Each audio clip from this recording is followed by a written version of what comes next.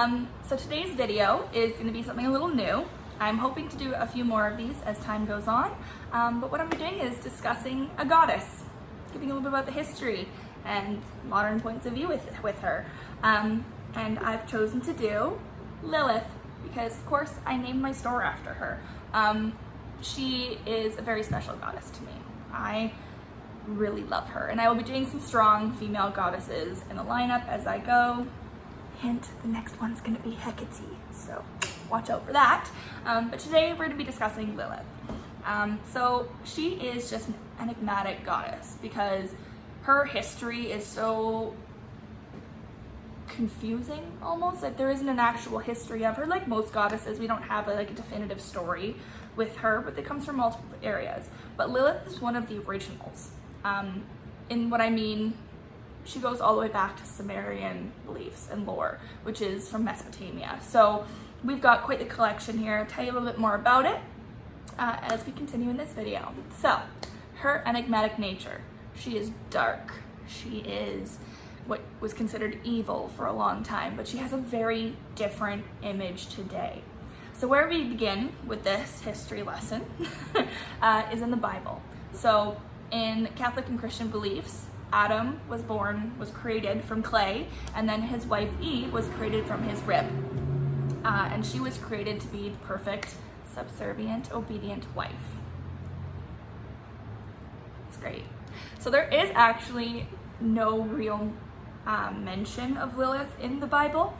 There is an original story pre-Adam and Eve where there was another wife.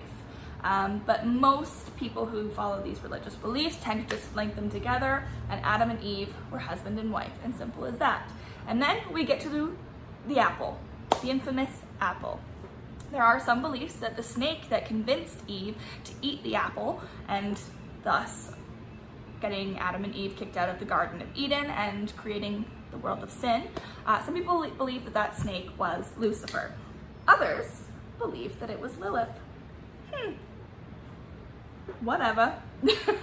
So the apple is eaten, they get taken away, and that's kind of the story. But there is one mention of Lilith in the Bible, and I want to make sure I get this completely right, so I'm going to check my quote here. So in Isaiah 34:14, we find the only mention of Lilith, which is after the desolation of Eden, which is basically the end of the world. So the actual quote is, "There too shall Lilith repose." So after the end of the world, there's Lilith. That's the only time her name is actually mentioned in the Bible, after, the perfect world is destroyed. The end of the world. It's great. It's a great image for her. Super, super excited about that. So that's the Christian Catholic kind of sort of belief around Lilith. Next, we have in Judaism. Now here comes the fun one. I actually kind of like this story. This one's pretty cool. This is the one I like to kind of go with. So, Adam and Eve are husband and wife, but before Eve, there was a first wife. So Adam and Lilith were both created from clay. They were born, created equal. But Adam didn't like that Lilith had her own mind. She was disobedient and would refuse to be subservient. She wanted to be equal. And Adam wasn't having none of that. So you know what Lilith did? She went, "Peace out!" She spoke God's real name and was kicked out. Simple as that. She's like, "I'm not having none of this. I am not subservient." Yes, yes, queen, yes, love it. So, Adam being so lonely and alone and needing a wife, God creates one out of his rib and gives Adam the perfect subservient wife in Eve. So what happens to Lilith after she's peaced out? Well, it is then believed that she becomes a demon in the night who snatches babies from their cribs and kills them. She's great. She's also used as a warning to young teenagers, men and women, that she will tease them out into the middle of the night and make them promiscuous and disobedient. So she's a tease and tempts good children to make bad decisions. So that's what they think. That's what her image is after that. It's great. Then you have, like I mentioned before, in Sumerian lore, namely the Epic of Gilgamesh, Basically, this comes back all the way from Mesopotamia. And Lilith translates into, I'm going to check this because I want to make sure I pronounce it right. Liltu? Yeah, so this just basically translates into a winged demon or a night demon or a female demon. Just basically it brings it all in there, creates this image of this flying crazy woman. Dark, evil being.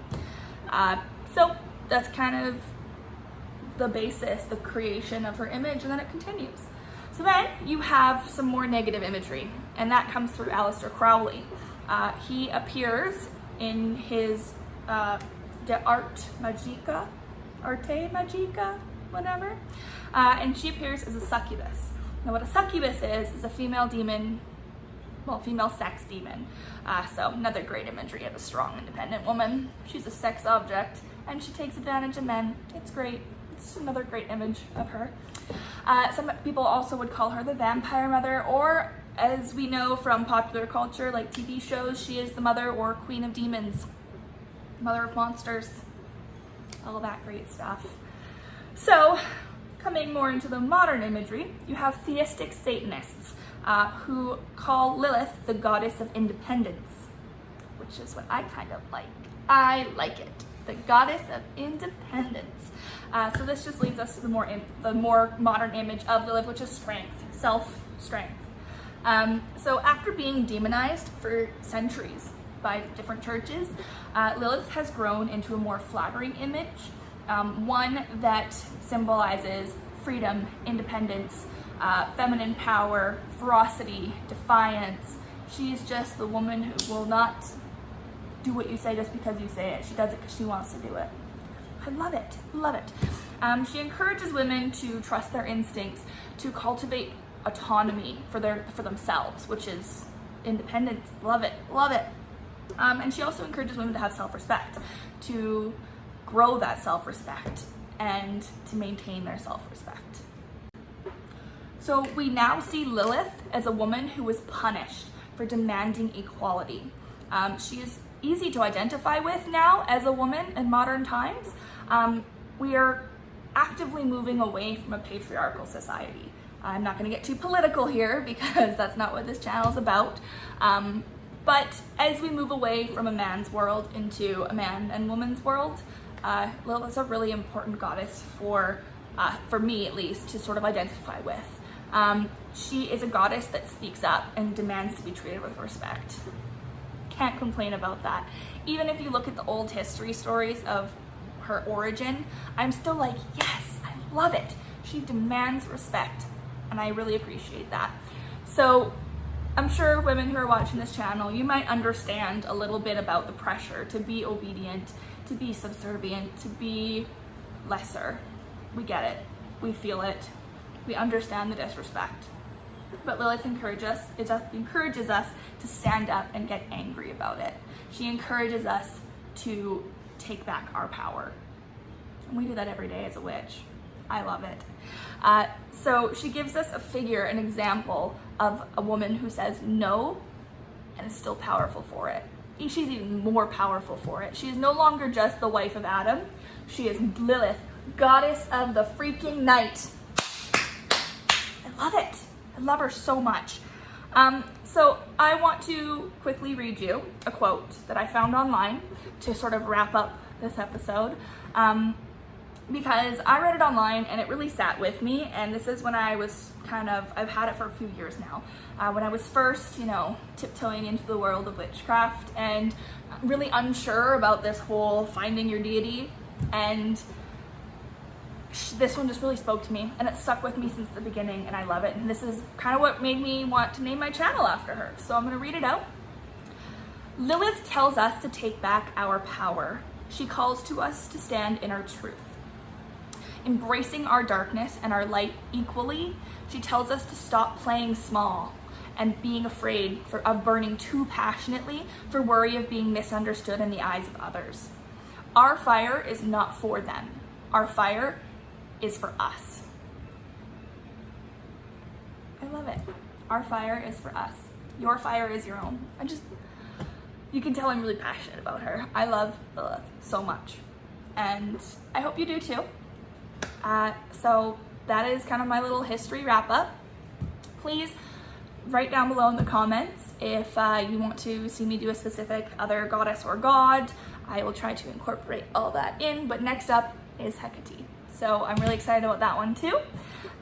Please subscribe, and again, please go follow my Instagram, Lilith Bazaar. Lots of announcements and stuff there, and I'm really excited to see you and to build this coven. Thank you so much. Have a great night.